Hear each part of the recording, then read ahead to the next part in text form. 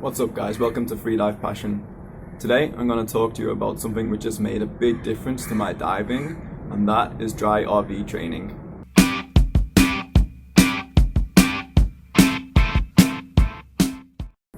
So before I get started, I'll tell you quickly what RV means.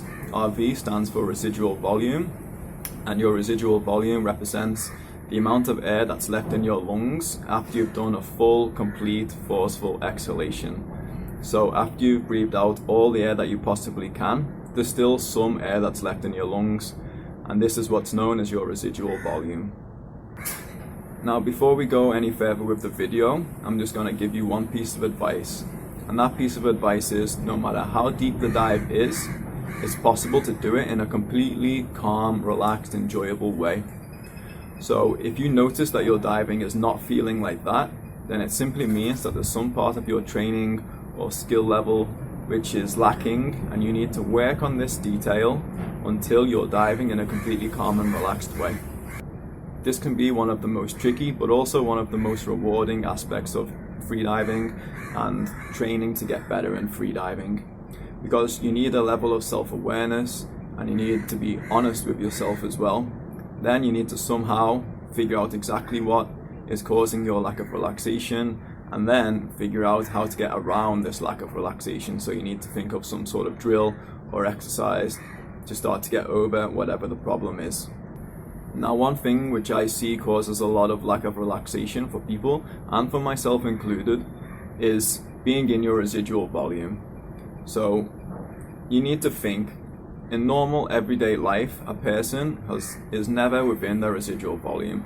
You're never even up until your residual volume. Like, how often do you do a complete forceful exhalation? And then how often do you have to perform any task on residual volume? It's basically never. So when we have this feeling at depth during a free dive, it's totally natural for that feeling to take away from our relaxation, to cause some stress. So since we can deduce that the feeling of being empty is taking away, or is potentially taking away from your relaxation, and the reason is because we never have that feeling, a simple exercise to get around that is to be in your residual volume more often. Now you can do this with diving, but you can only do so many dives per day. You only get so many days of diving per year, so the volume is simply not enough. You won't be spending enough time in your residual volume to create the adaptation, to build up your understanding and comfort with being in your residual volume. This is where dry training comes in, because you can spend much more time at your residual volume with dry training than what you can just simply doing it in the water. Now, some of you may have never done dry residual volume training, and some of you may have tried it before. The ones who have tried it before probably dread it, they hate it, they think it's horrible. Reason being, okay, you get a lot of strong feelings coming much sooner than what you would on a full lung static or any full lung exercise that you're doing in comparison to a residual volume exercise. But I'm going to tell you now that to serve the purpose that we're trying to serve, to build relaxation with being in your residual volume, the training not only doesn't have to be hard, but it shouldn't be hard. You shouldn't feel difficult, you shouldn't feel uncomfortable at any point while doing residual volume training for this purpose. The reason is, we're trying to associate being in your residual volume with relaxation. Therefore, there's no point in going through contractions and struggling through the breath hold, because that's not relaxed, that's not comfortable, that's not enjoyable. All our residual volume training should be enjoyable and comfortable, and then we can build it up slowly, always maintaining that level of comfort. We need to get over this idea that training has to be hard, you have to feel contractions, you have to struggle through every single breath hold in order for it to be good training. Hard training isn't necessarily good training. Good training is what works, and sometimes it makes more sense to do something less intense but more often, and you might get more benefits than doing something of a high level of intensity. Because this high level of intensity means, one, you can't do it that much because it's going to take so much mental strain to perform the exercise. And then secondly, you're less likely to do it because you're not going to necessarily feel like doing a max RV every day or numerous times a day. Whereas something that's quite easy and comfortable, you'll be able to do that every day and over a longer period of time. But of course, the level of intensity you give to an exercise is going to completely depend on what you want to get out of the exercise. So once again, to reiterate, we're trying to build relaxation here, so it doesn't make any sense to do a very hard static.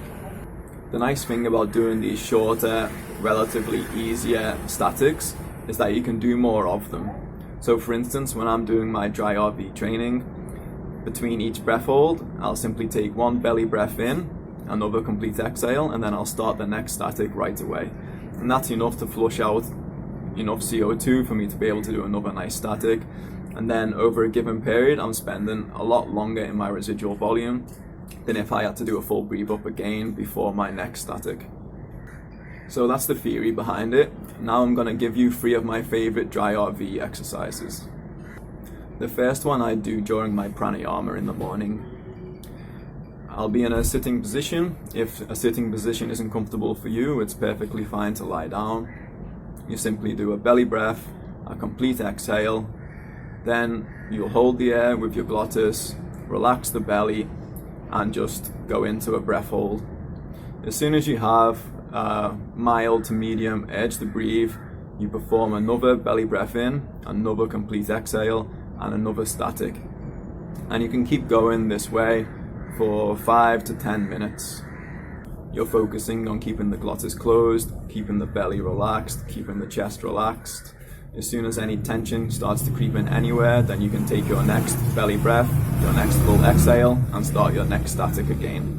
The next exercise I like to do is empty lung stretching with Uddiyana Bandha. So to perform this, it's very similar to the last one. You'll do a full exhale to RV, relax the belly, close the glottis, and then you simply expand the chest. I've done a whole video on how to do Uddiyana Bandha, so if you want more information on that, you can go back and find that. The nice thing about Uddiyana Bandha is you'll also be stretching the diaphragm. So you're spending time in your residual volume and you're stretching your diaphragm. Again, there's no point to go too long with this. It's better just to do more repetitions. Reason being, an extra reason other than we're trying to associate relaxation with being in the residual volume, is if the breath hold goes on longer, you're more likely to have a bit of tension in the abdominals. You're probably not going to be able to maintain that stretch of your diaphragm, so the chest won't be as expanded as what it originally was, and so you're not getting the effects that you want. Better just to take a breath, another exhale, and then begin Uddiyana again. The third exercise is definitely my favorite. It's apnea walking on residual volume. This is great because you're getting used to being in your residual volume, but it's also pretty effective O2 training. So you're going to build your O2 tolerance, you're going to start to stimulate the body to create more red blood cells. To do this, you'll walk continuously, take a belly breath, a full exhale, relax the stomach as much as possible. Obviously there'll be some muscles firing in there just to keep you stable, but relax the stomach as much as possible, hold the air out with the glottis, relax the chest, and then you'll just continue to walk on your residual volume. I like to count my steps just to kind of occupy my mind. When you feel hypoxia coming on, or when you feel sort of a mid-range urge to breathe, you can take a belly breath in, another full exhale, and then continue walking on residual volume again. Now, be careful with this exercise because hypoxia doesn't come on quite quickly. If you're not used to the signs and the feelings of hypoxia, then build up very slowly with how many steps you take between each residual volume walk. But once you become accustomed to it, it really is fantastic training. In the beginning, maybe you'll only be able to go for 2 minutes before you feel like kind of tired and a bit stressed out. You'll want to take a few more breaths, maybe spend a minute breathing normally, and then you can go back into the exercise. But in the end, over time, the more you do it, you'll be able to maintain it for even 10 minutes. So this is great because you're spending basically 10 minutes at your residual volume, you're spending 10 minutes hypoxic, So the adaptations that you're going to get with regards to the hypoxic training you want, but also adaptation to being at your residual volume, are going to be huge. So that's the 3 main exercises that I used before my last training period, and I have to say, without a doubt, it worked great for me. Maybe it's not going to work for everybody, but I can absolutely recommend that every level of freediver gives this a shot. Even if you're not diving to your residual volume or beyond your residual volume just yet, if you have any intention of going to or around or further than 30 meters, then it makes sense to already start to get used to these feelings. I really can't recommend it enough. Cool, so that's it for the video. If you guys have any more questions or comments, then you can leave them below. And until next time, guys, take it easy and dive safe.